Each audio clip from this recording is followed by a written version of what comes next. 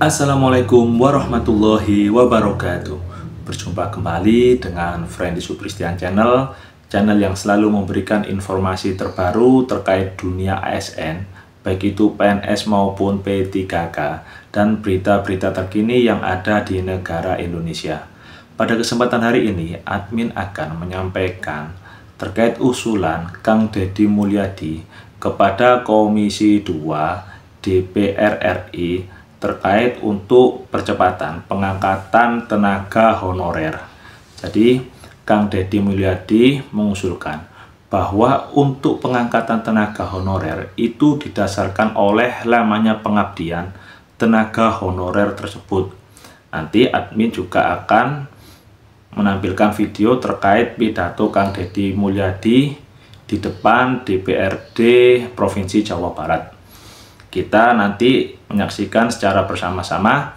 Bagi teman-teman yang baru mengikuti channel Friendly Supristian, mohon dukungannya dengan cara memberikan subscribe, like, dan tulis tanggapan di kolom komentar. Admin doakan semoga teman-teman yang sudah memberikan subscribe selalu diberikan kesehatan, kemudahan, dan kelancaran dalam menjalankan aktivitas sehari-hari. Amin ya robbal alamin. Kita langsung masuk ke videonya seperti apa. Baik, terima kasih Pak Ketua Komisi 2 dan pimpinan Komisi 2 sampai Komisi 11.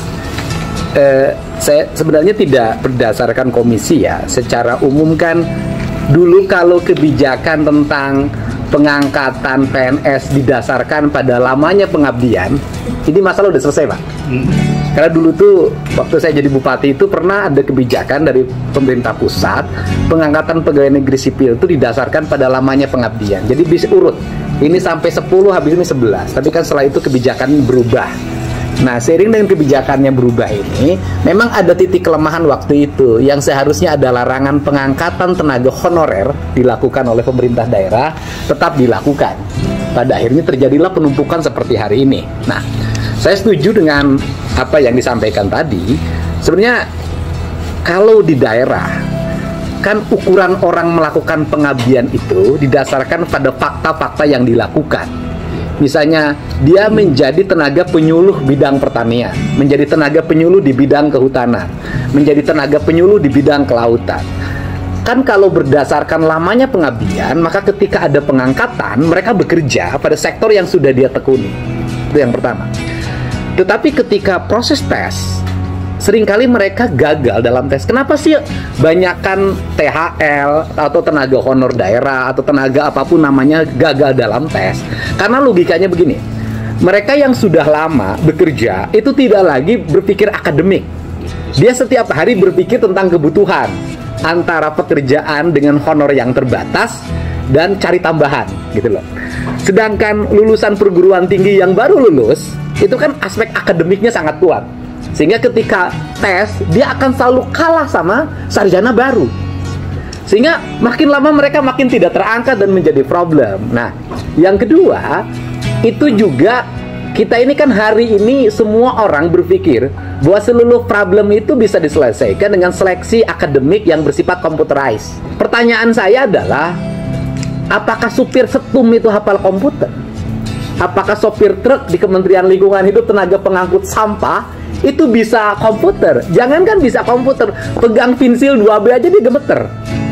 Sehingga mereka yang punya pengabdian yang jelas pada masyarakat, pengabdian yang jelas pada pekerjaannya berlangsung berpuluh-puluh tahun, sampai kiamat nggak akan terangkat. Karena dia akan selalu kalah. Nah, akibatnya apa yang terjadi di daerah?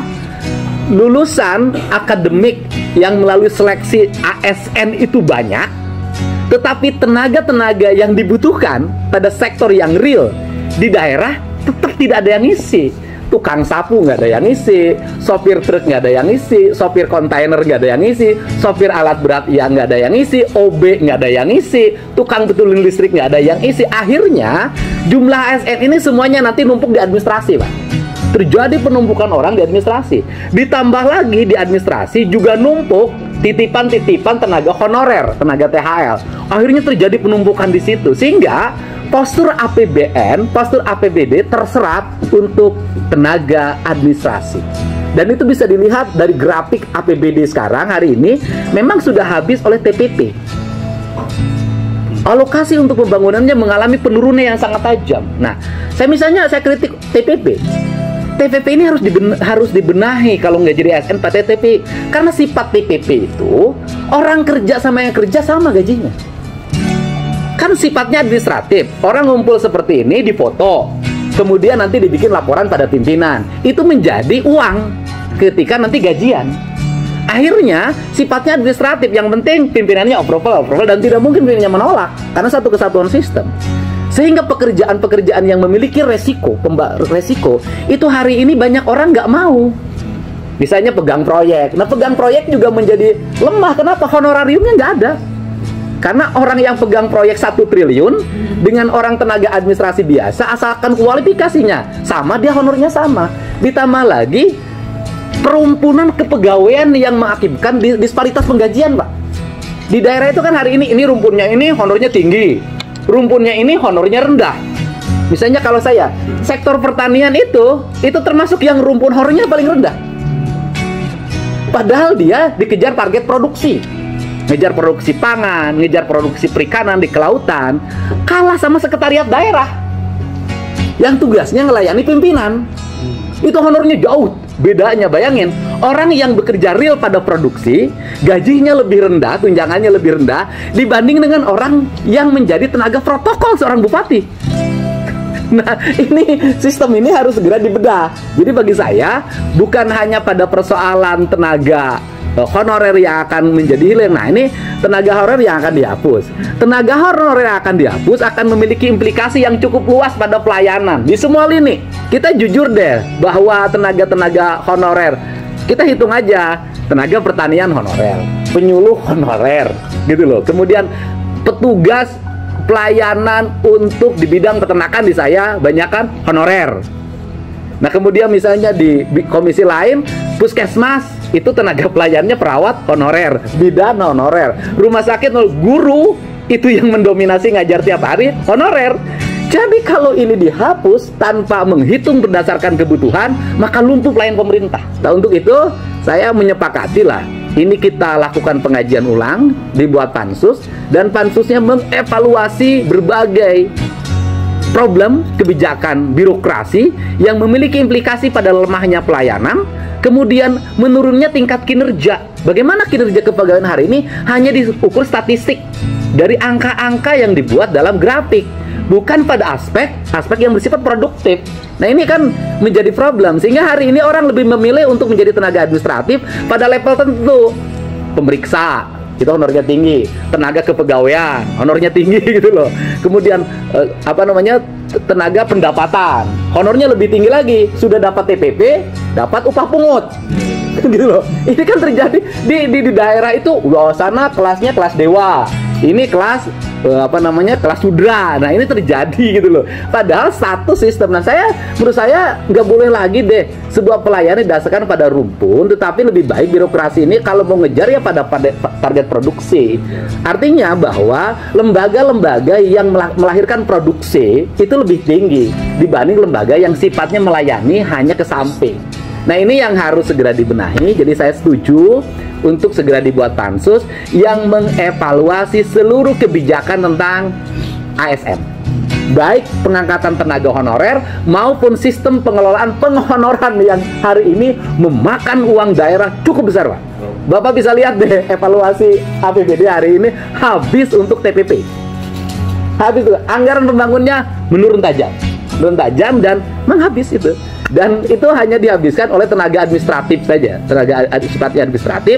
Dan hari ini para pegawai lebih mengarah pada bagaimana baiknya sebuah administratif, karena itu yang menghasilkan pembiayaan. Aspek produksi mulai ditinggalkan. Nah, ini saran dari saya ucapkan terima kasih pimpinan Komisi 2 yang menjawab seluruh kegelisahan. Jadi kalau kemarin ketika datang ke saya itu urusan Komisi 2. Nah, hari ini kita bersama-sama Komisi 2. Jadi saya menyepakati pansus dibentuk dan bersama-sama bekerja lah demi penyelamatan ratusan triliun anggaran negara agar efektif bagi kepentingan pembangunan. Terima kasih.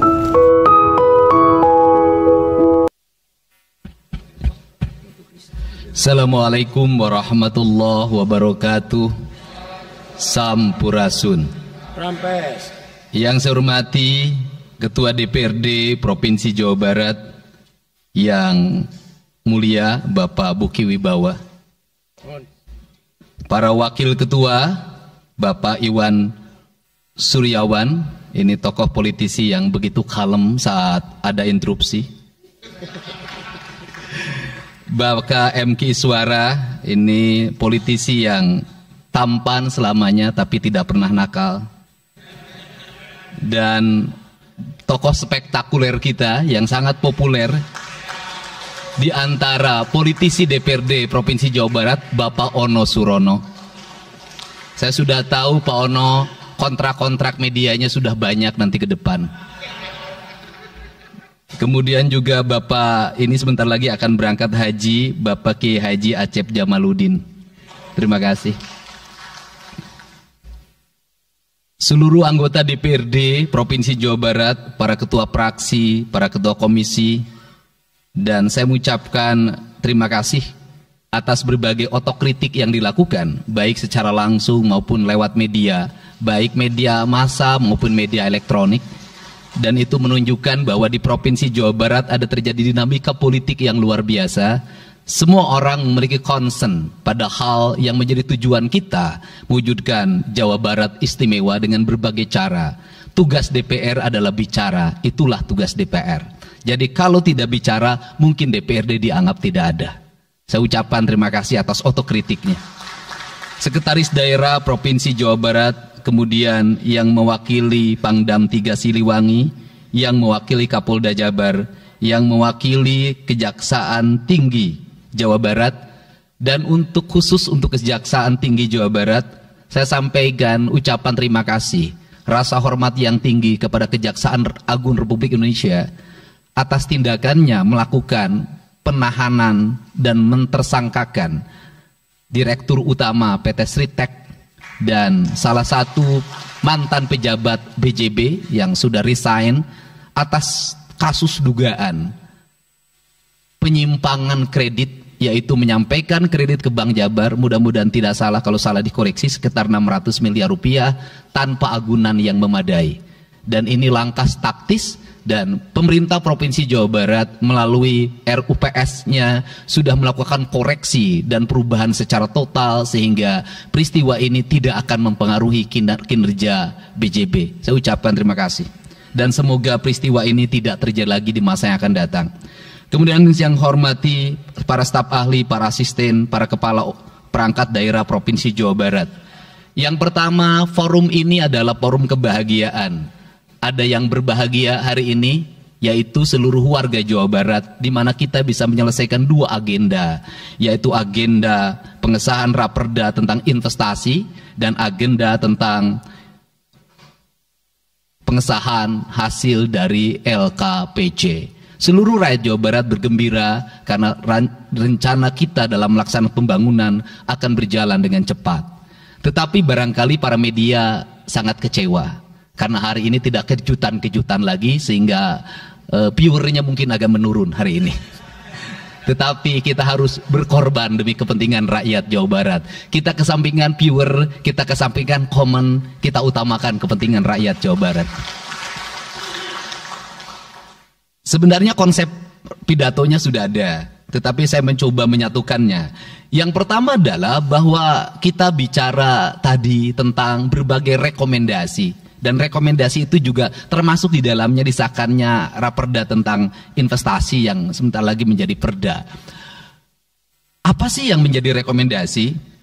Rekomendasi pertama adalah angka kemiskinan yang masih tinggi di Jawa Barat. Tetapi saya usul pada Pak Ketua, ke depan kalau LKPJ sebaiknya para bupati wali kota diundang di seluruh Jawa Barat. Karena Jawa Barat itu pertanggungjawabannya bukan di OPD Jawa Barat, tetapi seluruh kinerja pembangunan itu ada di Pemkab dan Pemkot, serta ada di pemerintah desa. Jawa Barat tidak memiliki rakyat yang terkelola secara langsung karena seluruh pengelolaannya ada di pemerintah kabupaten kota dan pemerintahan desa. Dan saya mohon nanti dipaparkan kemiskinan yang paling tinggi dalam perspektif BPS, dalam perspektif LKPJ dan analisisnya itu di kabupaten mana, bila perlu sampai di desa mana. Kemudian angka investasi tertinggi di kabupaten mana, angka investasi terendah di kabupaten mana, infrastruktur yang berproblem di kabupaten di mana, sehingga semuanya terpetakan dengan baik, sehingga nanti kita bisa mengorkestrasi antara pembangunan Provinsi Jawa Barat, pembangunan kabupaten kota, dan pembangunan desa secara bersama-sama dan berkeadilan. Kemudian yang kedua, bahwa investasi ini menjadi aspek yang utama dalam kinerja pembangunan Provinsi Jawa Barat hari ini. Kenapa? Karena satu, angka kemiskinan kita masih tinggi. Kemudian angka kemiskinan yang tinggi di Indonesia sebenarnya juga dipengaruhi oleh jumlah penduduk yang tinggi. Sehingga persentase kecil menurut Jawa Barat, tetapi menurut nasional menjadi besar. Keberhasilan Indonesia sangat tergantung terhadap kinerja pemerintah Provinsi Jawa Barat, pemerintah kabupaten kota, dan pemerintahan desa. Yang kedua adalah pendidikan. Yang ketiga adalah infrastruktur. Yang keempat, kesehatan. Yang kelima, pengendalian penduduk. Yang keenam adalah pengendalian lingkungan. Kemudian yang ketujuh adalah belanja pemerintah yang masih besar. Belanja tidak langsungnya, yaitu belanja untuk kepentingan pegawai. Yang kedelapan adalah pengelolaan aset. Seluruh rangkaian yang menjadi rekomendasi ini adalah tugas kami untuk meneruskan rekomendasinya. Tetapi yakinlah bahwa apa yang kami lakukan selama ini, langkah-langkah yang seringkali kontroversi, langkah-langkah yang seringkali dianggap one man show, langkah-langkah yang seringkali dianggap terlalu sendiri dan terlalu konten, sesungguhnya adalah langkah-langkah menyelesaikan ini semua. Saya memberikan contoh. Kalau saya melakukan operasi terhadap penutupan galian C, penutupan areal-areal pelanggaran terhadap lingkungan, kalau saya mengkoordinasikan terlebih dahulu dengan jajaran saya, bisa jadi operasi saya gagal. Kenapa? Karena begitu rapat, besoknya penambangnya sudah tahu apa yang akan kami lakukan. Sehingga kejutan-kejutan itu dilakukan untuk memberikan efek kejut. Dari efek kejut itu melahirkan viral. Dari viral itu melahirkan atensi. Yang pada akhirnya hari ini Jawa Barat, seluruh penambangan liar bisa diselesaikan secara hukum. Dan Kapolda memberi atensi yang sangat tinggi. Hari ini Jaksa Agung memberikan perintah kepada Kejaksaan Tinggi untuk melakukan proses pidana bagi siapapun yang melakukan pelanggaran lingkungan dan memberikan kerugian bagi kepentingan masyarakat. Yang kedua, saya sampaikan juga mengenai bagaimana melakukan penanganan terhadap berbagai problem lingkungan yang terjadi, nilai tukar petani yang menurun, kemudian musibah bencana alam yang tidak berhenti. Perlu kami sampaikan bahwa Gubernur Jawa Barat sudah mengeluarkan peraturan gubernur yang melarang alih fungsi lahan, yaitu larangan alih fungsi hutan, larangan alih fungsi areal perkebunan, larangan alih fungsi sumber-sumber pengairan, larangan air fungsi dari airan sungai, dan larangan alih fungsi pesawahan. Yang itu harus segera ditindaklanjuti oleh kabupaten kota dengan melakukan evaluasi tata ruang secara menyeluruh. Karena inilah jalan yang terbaik apabila kita ingin melakukan perubahan lingkungan di Jawa Barat. Kemudian, masih bicara kemiskinan hubungannya dengan pendidikan. Saya sampaikan bahwa problem kita saat ini, saat pemerintah menggratiskan sekolah sampai SMA, swasta masih bayar, maka gratis itu tidak punya makna. Saya tadi di jalan itu bertemu dengan orangnya menangis di depan saya karena seragamnya tidak bisa terbayar. Saya katakan harga seragam berapa? 1,5 juta. Saya balik, jajan anak ibu berapa? Sehari 20.000. Apa sih yang terjadi? Yang harus diperbaiki bukan hanya pemerintah, tetapi juga masyarakat harus diperbaiki. Apa yang harus diperbaiki? Ke sekolahnya harus selalu gratis, tapi biaya konsumsi anaknya selalu diikuti. Apa artinya gratis? Kalau bekal ke sekolah 50.000 per hari. Negara mengeluarkan biaya, tapi orang tua mengeluarkan biaya. Maka kami sudah mengeluarkan surat edaran. Yang surat edaran itu sesungguhnya sebagai upaya sistematik dan menyeluruh sampai tingkat pendidikan dasar, walaupun itu bukan kewenangan gubernur. Tetapi dari sisi surat edaran gubernur bisa dijadikan landasan bagi para bupati dan wali kota membuat surat edaran yang sama. Apa sesungguhnya yang menjadi alam pikiran saya? Alam pikiran saya, kemiskinan terjadi bukan hanya pada persoalan menurunnya pendapatan, tetapi kemiskinan terjadi yang paling besar adalah karena meningkatnya biaya hidup. Biaya hidup yang tinggi misalnya di sekolah, biaya studi tour, biaya perpisahan, biaya outing kelas, dan berbagai biaya wisudaan, itu adalah biaya yang tinggi dalam pendidikan. Untuk itu apa yang dilakukan oleh orang tua ketika membelanjakan untuk kepentingan itu?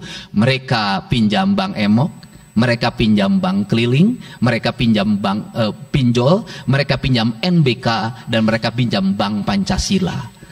Menghentikan ini sesungguhnya, saya lagi menghentikan mereka tradisi meminjam uang dalam keadaan terdesak pada para rentenir. Dan ini strategi untuk menurunkan kemiskinan. Kemudian yang berikutnya adalah perhatian ketika rakyat sakit.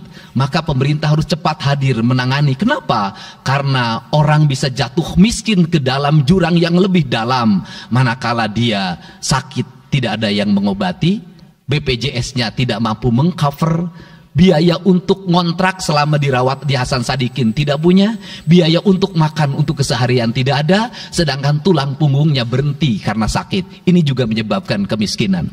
Kemudian yang berikutnya, kemiskinan terjadi karena rusaknya sumber daya alam, air yang hilang, sumber penghidupan yang hilang, sumber energi yang hilang, sumber protein yang hilang, sumber kalori yang hilang di lingkungan berupa kerusakan lingkungan. Itu akan melahirkan kemiskinan. Maka alam yang tertata sesungguhnya adalah bagian dari upaya untuk menjaga kemiskinan. Kemudian yang berikutnya adalah belanja infrastruktur yang harus meningkat, dan itu di belanja sekarang kita sudah melihat. Itu adalah bagian dari menyelesaikan problem kemiskinan. Konektivitas infrastruktur sangat penting dalam menumbuhkan ekonomi, tetapi di balik itu kebudayaan rakyat tidak boleh diberubah. Kenapa? Infrastruktur baik bisa jadi tanahnya dijual karena mahal, pada akhirnya menjadi miskin kembali. Infrastruktur harus seiring dan sejalan dengan kerangka berpikir publik yang mengerti akan hak atas tanah. Kemudian yang berikutnya adalah pengendalian penduduk. Booming penduduk di Jawa Barat relatif besar.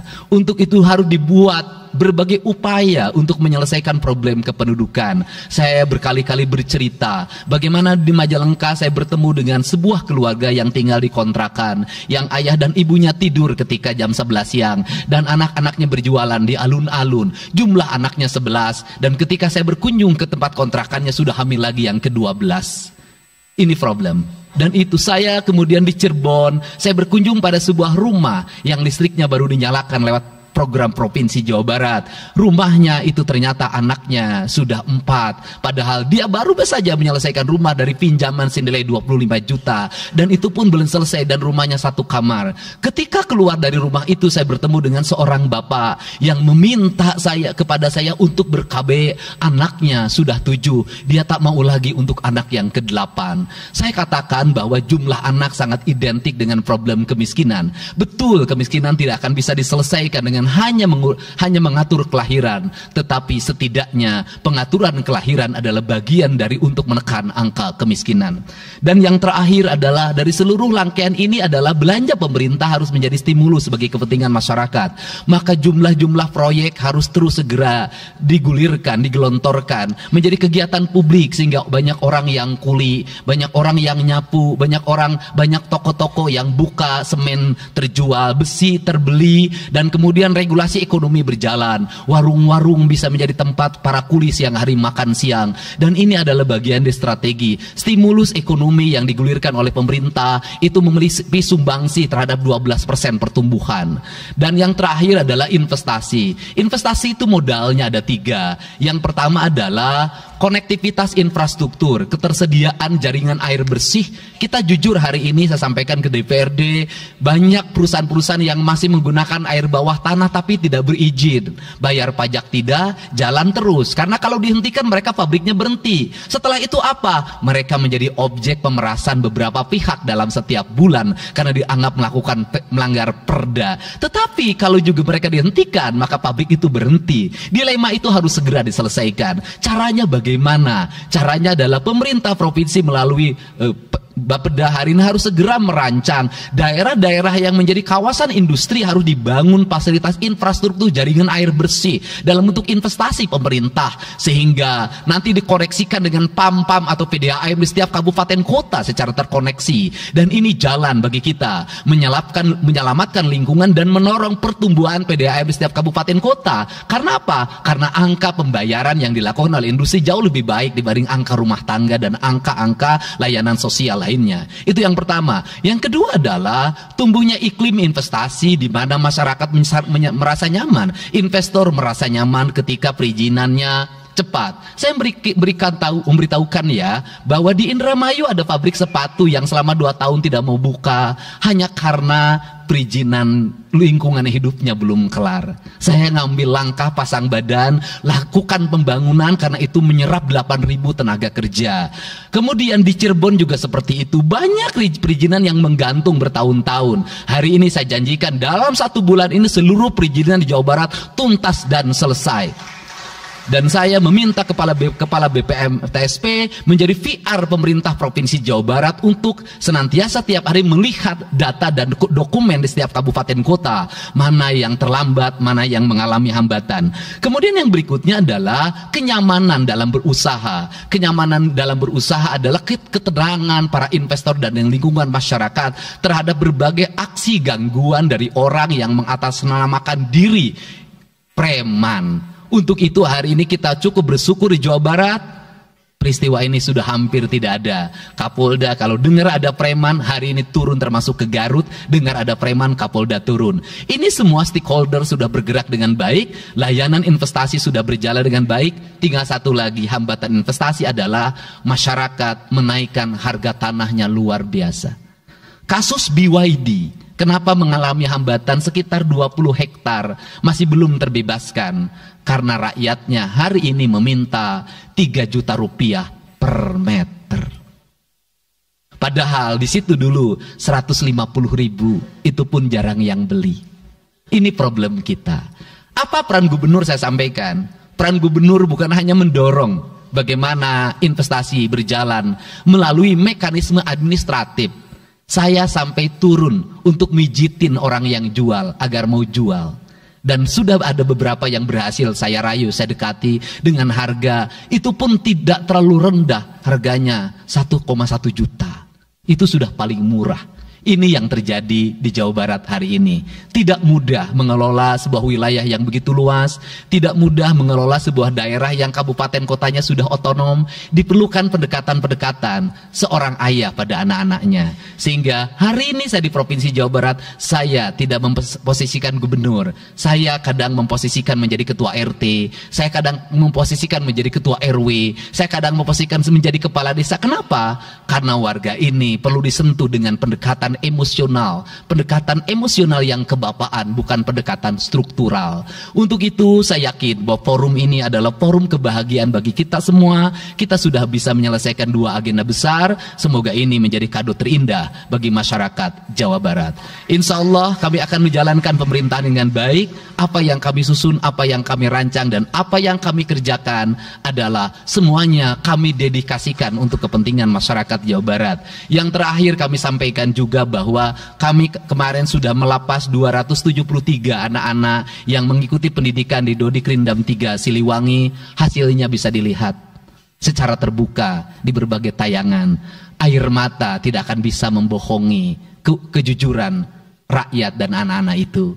Dan saya sampaikan, hari ini ada 13 orang anak yang tinggal di rumah dinas gubernur.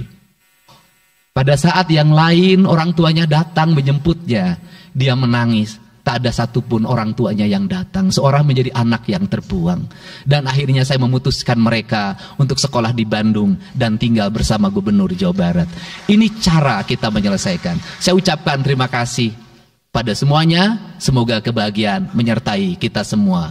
Dan saya yakin setelah kegiatan ini kita akan walk out secara bersama-sama. Wallahu muwaffiq ila aqwamit thoriq. Assalamualaikum warahmatullahi wabarakatuh. Sampurasun. Sekali merdeka tetap walk out secara bersama-sama. Jadi sesuai yang telah disampaikan oleh Kang Deddy Mulyadi, ada beberapa poin yang telah admin catat terkait untuk pengangkatan tenaga honorer. Yang pertama adalah untuk pengangkatan tenaga ASN itu harus didasarkan pada lamanya pengabdian tenaga honorer tersebut. Jadi bagi tenaga honorer yang sudah mengabdi cukup lama bisa diangkat terlebih dahulu. Yang kedua yaitu terkait untuk tes pengangkatan tenaga honorer itu harus didasarkan pada keahlian, bukan karena tes akademik. Jadi untuk tenaga honorer yang sudah mengabdi cukup lama sekali bisa dilakukan tes dengan keahlian yang sudah dimiliki masing-masing tenaga honorer tersebut. Selanjutnya adalah terkait untuk evaluasi TPP yang diberikan kepada tenaga ASN. Jadi diharapkan untuk TPP yang diberikan kepada tenaga ASN itu bergantung pada produktivitas tenaga ASN tersebut. Jadi itu adalah beberapa poin yang sudah admin catat terkait usulan dari Kang Deddy Mulyadi. Mohon tanggapan dari teman-teman semuanya. Bagi teman-teman yang baru mengetahui channel Friendly Supristian, mohon dukungannya dengan memberikan subscribe, like, dan tulis tanggapan di kolom komentar. Admin doakan semoga teman-teman yang sudah memberikan subscribe selalu diberikan kesehatan, kemudahan, dan kelancaran dalam menjalankan aktivitas sehari-hari. Dan admin juga mendoakan semoga seluruh tenaga honorer baik R2 maupun R3 itu segera bisa diangkat menjadi ASN. Mungkin demikian informasi yang bisa admin sampaikan. Ada kurang lebihnya admin mohon maaf yang sebesar-besarnya. Admin akhiri. Wassalamualaikum warahmatullahi wabarakatuh.